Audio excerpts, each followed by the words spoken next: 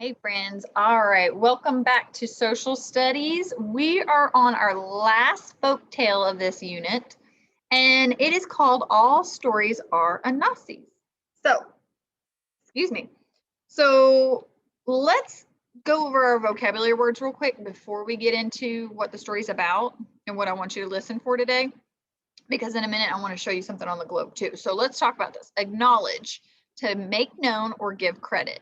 Ben made sure to acknowledge that the bug collection he bought or brought to show the class was his brother's. Oh, can't talk again today. Approached, to come near. Excuse me, I got more excited as my birthday approached. Quarreling, arguing. The two boys were often quarreling because they didn't want to share. Satisfied, happy or pleased. Mark's teacher was satisfied with the way he cleaned up the play area so nicely. Okay, so today's folk tale was probably first told in Africa.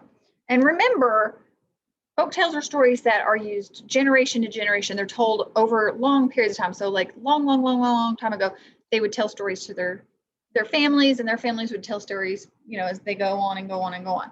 But let's look on our globe and let's see. So where are we at? We're here in the United States.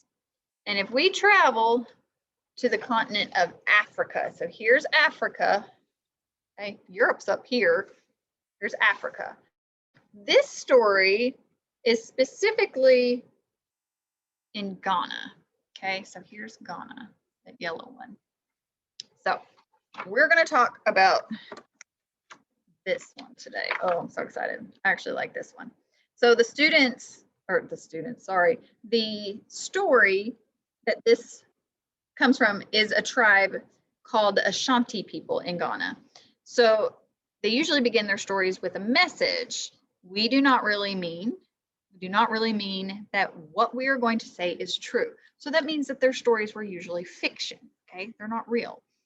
So let's look at some pictures real quick before we start.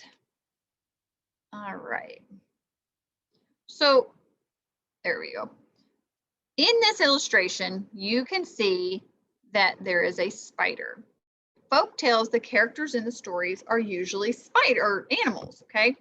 So, and this is our main character today, and his name is Anansi, or her name, however you want to do it, okay? So, the Ashanti people called their folk tales spider stories, and many African folk tales featured spider, okay? And Kawaku, I can't say that correctly, Kawaku Anansi is the main character. So Anansi is a folk hero to the Ashanti. He's a lovable little trickster, a mischief maker who triumphs over larger foes. So let's think back. We just recently read a folk tale about a little mischief person. Remember Peter Rabbit? All right, so this is also, they call him the sky god, his Naomi. I don't know if I said that correctly, okay? And he's another character in our story. So I want you to make a prediction today about the spiders, okay? How many, I'm sorry, thinking ahead. I want you to think, why do they call them spider stories, okay? So listen carefully and see if you can figure out why they call them spider stories. Long ago, there were no stories on Earth. It was believed that all stories belonged to the sky god Naomi, who kept the stories in a box beneath his throne. Because they had no stories to share, the people of the earth just sat around their campfires. One day, looking down from his web, Anansi the spider could see that the people were restless and bored. Anansi decided he would bring them something that would make them happy and would help them pass the time. So here's Anansi and here's the villagers. What do you think the spider's going to do?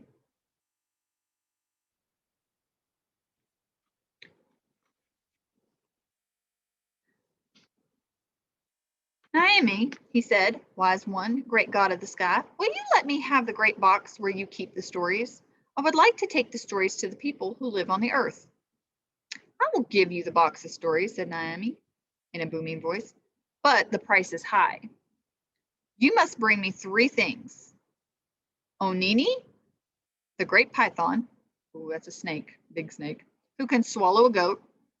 Osebo, the mighty leopard, whose teeth are as sharp as spears. And Momboro, the hornet, whose sting burns like a needle of fire. I will pay the price, said Anansi. Anansi swung back down to earth on his web. He went to speak with his wife, Aso. Together, they crafted a plan to capture Onini, the great python who could swallow a goat. How do you think a little tiny spider is going to catch a python? Let's keep reading. The next morning, Anansi sneakily walked into the forest, waving a big branch and talking to himself. She's wrong, he said, pretending to be very upset. I know she is. He is much longer than this branch. But as Anansi walked up to him, the watering hole, a large snake rose up. It was Onini, the great python who could swallow a goat. What are you muttering about, Anansi? Asked Onini. You are disturbing my nap.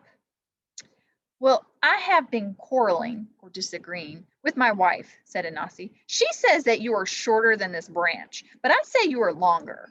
She will not listen to me, and I do not see how I can prove that I am right. That's easy, said Onini.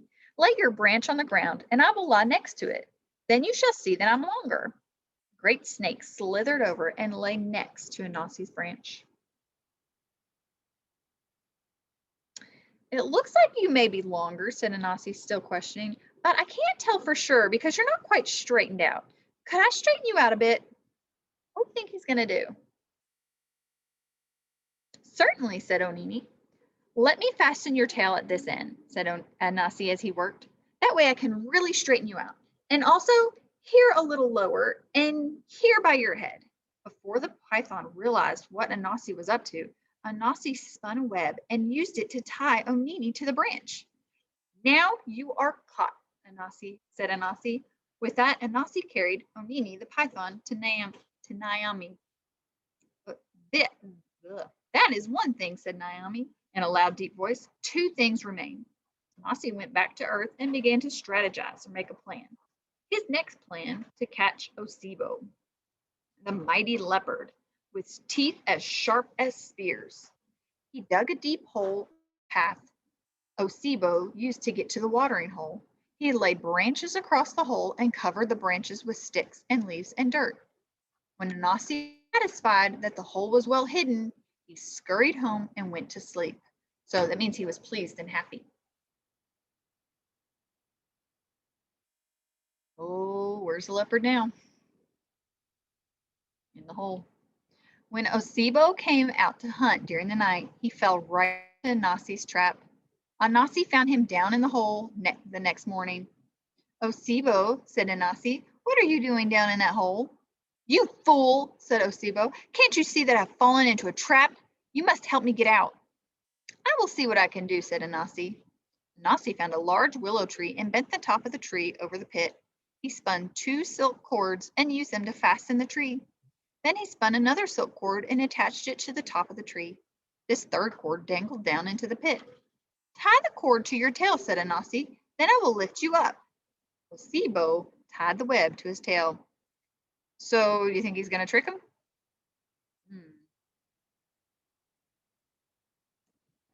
Anansi cut the cords that were holding the tree down. The tree sprang back into its original position, carrying Osebo with it. Osebo dangled from the tree, tangled up in Anansi's webwork. Now you are caught, said Anansi. Anansi tightly tied the ends of the web and dragged Osebo the leopard to Naomi. Now the sky god was impressed. That is 2 things, said Naomi. Only 1 thing remains. You remember what it was?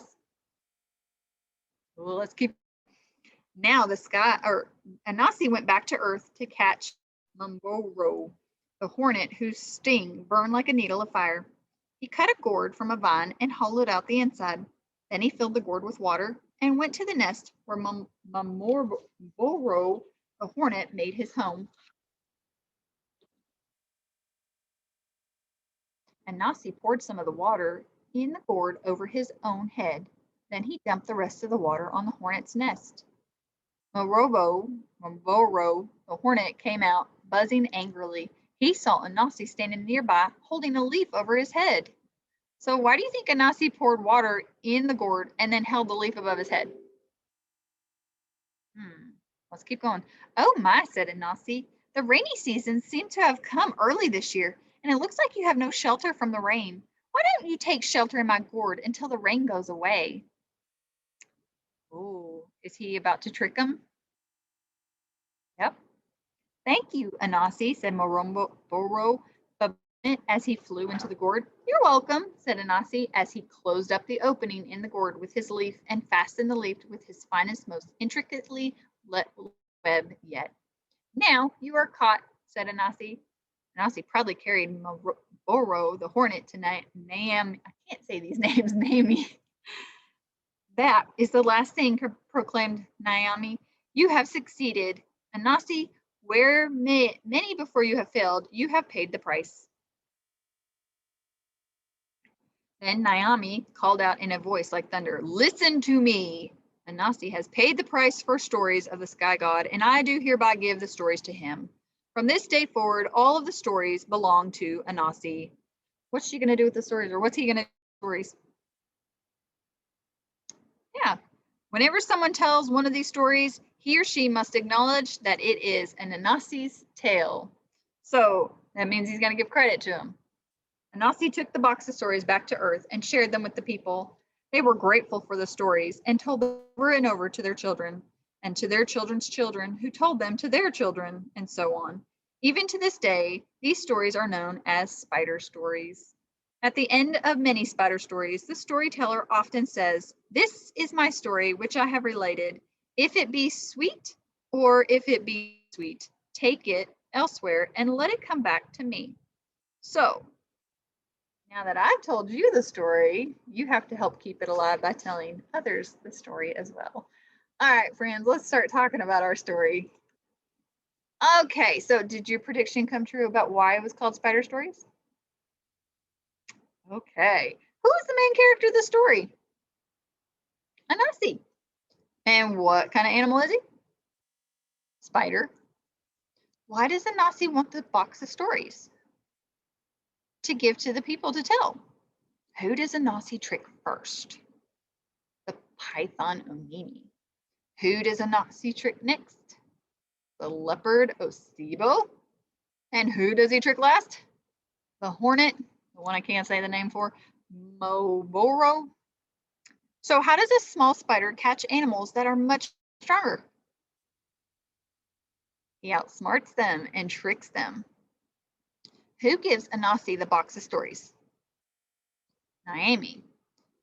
And what does he say the story shall be known for all time? Spider stories. Do you think this story could really happen? No, it's fiction. How do we know it's fiction? Because we know that animals don't talk or act like people. Okay, so now you're going to go into Google Classroom. You're going to answer your three questions, or not your three questions, your questions that are in Google Classroom, and then you will turn them in to me. Please, if you have any questions, email or message me, and don't forget to turn it in. See you guys next time.